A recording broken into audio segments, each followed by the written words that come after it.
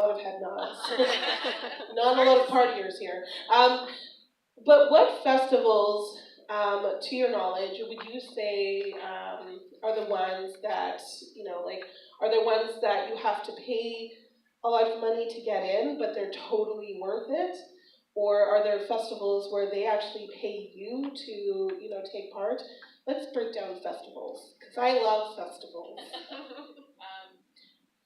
I'll just say a few things. Is that okay, Jen? Yes, please. Okay. Canadian festivals mostly are the ones who pay, and that's generally who we focus on. American festivals, man, if you can find some American festivals that pay, way to go, because it's just not part of what they do. I asked an American festival once, can you pay an artist fee? And he said, oh, I've never been asked that question. What does that mean? Like, it's just not, some Europeans, maybe Asia, so really, we have a system in Canada that allows, like, a lot of the Canadian film festivals funded by the arts councils will pay the fees, so, but yeah, as for, like, submission fees, I think Imaginative really is the festival to start with, I think, in Canada for Indigenous creators. And I mean, in Toronto, like, usually when I talk to filmmakers, it's like, if you go to Hot Docs first, then maybe Imaginative will screen your film, but they would prefer premiere, but they don't say 100%.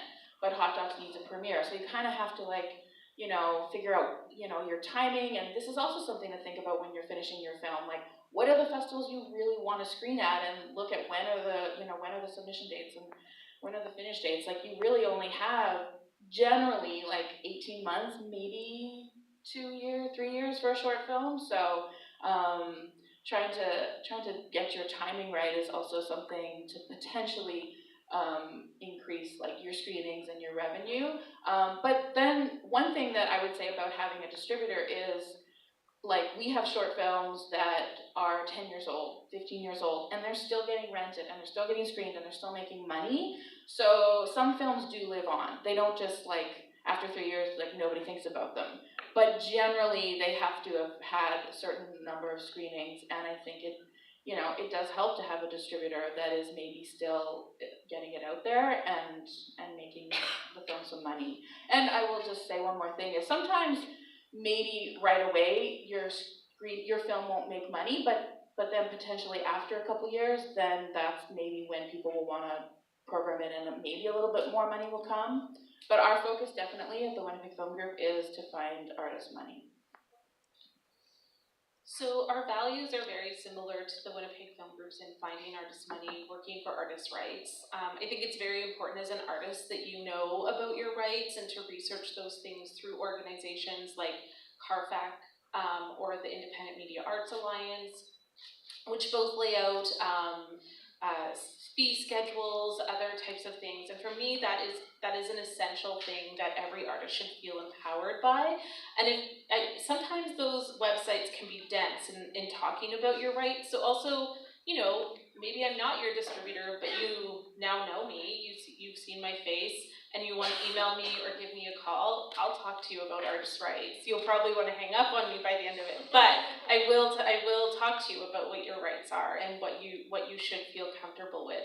I think it's also important to understand your wants and personal needs outside of those rights. So there might be suggestions on the ways that you should be requesting payment, things like that. But maybe you're also okay with saying, there's a community center that wants to show my work, and I just like them to show it for free because I know that this will help some youth that I'm engaging with, or things like that. So those things are important to think about, your own values.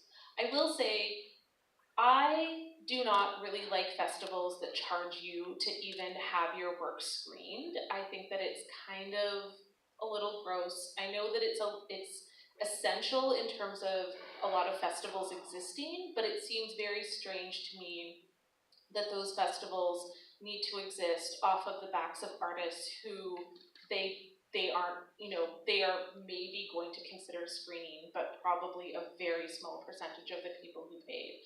So if you also choose to self-distribute, email the festivals you want to get into if they charge you to submit and say, I don't have the money, will you let me submit with a waiver? You should feel totally empowered to do that. Most of them will say yes, unless they're like overwhelmed with submissions already. I think it's really important to think about what it also means for a festival to value your work and pay you. And there are places that do like very large festivals with multi-million-dollar budgets that I won't name, but are in Toronto, and they will ask you to pay to submit your work, and then they won't pay you to screen your work. And it's just like, cool, I'm glad you're a big festival, I'm glad that there might be a lot of other festivals that look at what you're screening and approach those artists later to give them opportunities, but come on, like give them the $70 artist fee. So I think the realities are that there are people doing that advocacy every day. Like I am emailing places every day. I know Monica's emailing places every day asking, why are you charging? Will you pay artist fees? Here's the importance of paying artist fees. And these are the things that you need to begin thinking about, I guess, as you're finishing up with your project and sort of what you're okay with and not okay with. Because they're really your decisions. I have these opinions myself, but you can say, I'm fine with paying $50 to submit to a film festival, and that's okay if you want to do that.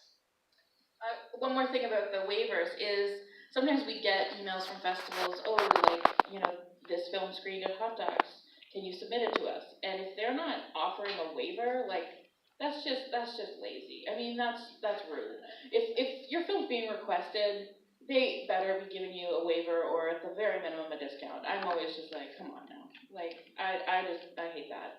I find it very disrespectful. They're just going through a festival listing and emailing all the filmmakers. So. But the exposure. Yeah, you die from for exposure. sure, but I feel will tell you that right now. People die from exposure. So don't give me the exposure song and dance. So we're gonna move on.